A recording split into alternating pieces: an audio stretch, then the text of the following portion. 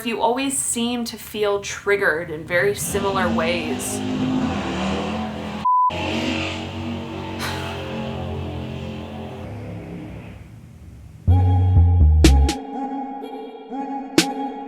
Hello my loves and welcome back. It's Ash, your truth-bombing fairy godmother for everything love, dating and relationships.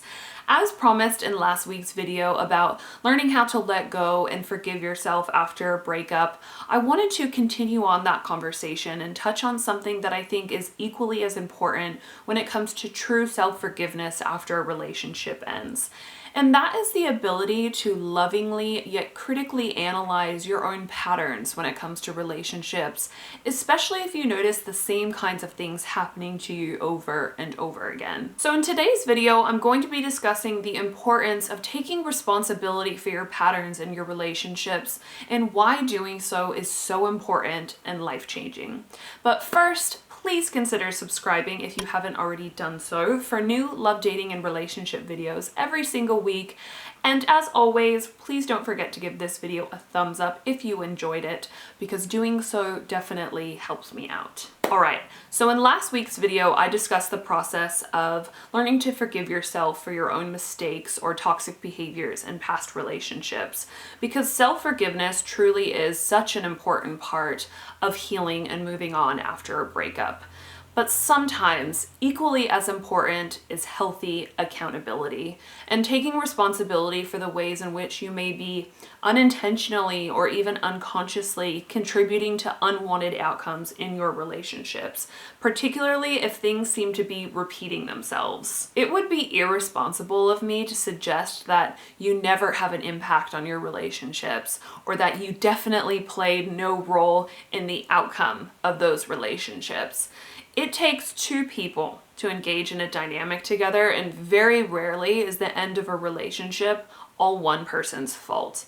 And in order to truly set yourself free and let go of any resentment you may be feeling either towards yourself or the other person, you have to be able to recognize what role your way of operating is playing and how that may be perpetuating certain patterns in your life. For example, if you're someone who always seems to be involved with emotionally unavailable partners, or chaotic, unstable, volatile partners, or perhaps you always seem to feel triggered in similar ways in your relationships, or you have a habit of pushing people away or shutting down at certain points, or being overly critical or defensive, or whatever the patterns may be, those things are worth paying attention to. One of my dysfunctional relationship patterns, for example, and something that I'm still very much working through today, is believing the absolute worst about people, and as a result being very distrusting and pessimistic. And I saw a post that Dr. Nicole LePera posted on her Instagram recently, the holistic psychologist, that just spoke to this so perfectly, and I feel like this is something that a lot of you might be able to relate to as well. So for that reason, I'm just gonna go ahead and read the whole damn thing. And it said, "Believing the worst about people is a trauma response from experiencing emotional abandonment. The way you feel about people's intentions is a window to your past wounding. When we are emotionally abandoned in childhood, such as a parent still physically present but emotionally disconnected from us and unable to truly see or hear us, we carry this core wound. Most of us are unaware that we've even experienced emotional abandonment and project the experience onto others. We become rightfully distrustful. We then cope by creating stories around behavior. These stories are an attempt to protect us from the same pain we've experienced and repressed. If you want to become more aware, become conscious to the meaning you assign to behavior. Don't judge the meaning you've assigned, just witness it. It will allow you to see how you've been hurt in your past. Trust issues are trauma responses. All valid, all normal behavior, all revealing what's looking to be healed." And a point I really want to draw attention to here that is applicable to anyone is that trust issues, or any issues for that matter, are a window into your past wounding. Because that is exactly what patterns are, and why paying attention to them and then taking responsibility for them is so important. Me being highly critical and skeptical of people's intentions doesn't mean that I am this awful, problematic human. It just means that I have been very let down by people I've loved, both in childhood and adulthood, and have rightfully become very wary, but also very quick to assign a sinister meaning or story to someone's behavior in an attempt to rationalize and therefore shield myself. And importantly, these sinister meanings are not always accurate. And sadly, I think it's safe to say that I have definitely contributed to the unraveling of certain relationships or friendships in my life as a result of my quickness to think the worst about someone's intentions. For example, it is such an involuntary response of mine to interpret someone's lack of transparency or silence about something as them being a purposely deceitful asshole who just want to manipulate me and keep me in the dark, which I'm sure has been very far from the truth at times. Perhaps they were just embarrassed or trying to process the situation for themselves or whatever. The point is, not everyone is always as big of a jerk as I make them out to be in my mind.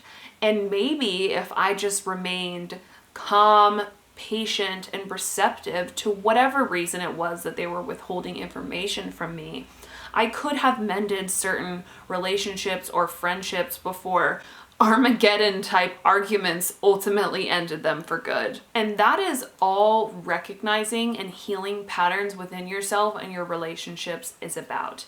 It's about really taking a look at your wounds and seeing how they might impact how you behave or react within your relationships.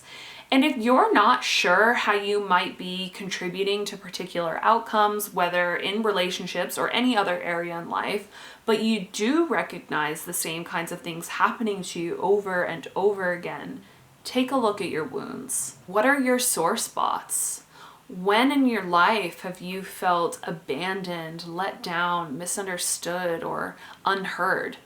Do you think it's possible that you're operating from a place that is trying to protect these sore spots, or from a place that is actually trying to replicate these hurtful experiences in an attempt to redo them or make it right this time? It's a disservice to ourselves to consistently blame patterns on the other person and never pause to think deeply about the ways we could have impacted what transpired. And the only good that does us is protecting our egos and the prevention of having to feel any sense of responsibility or guilt.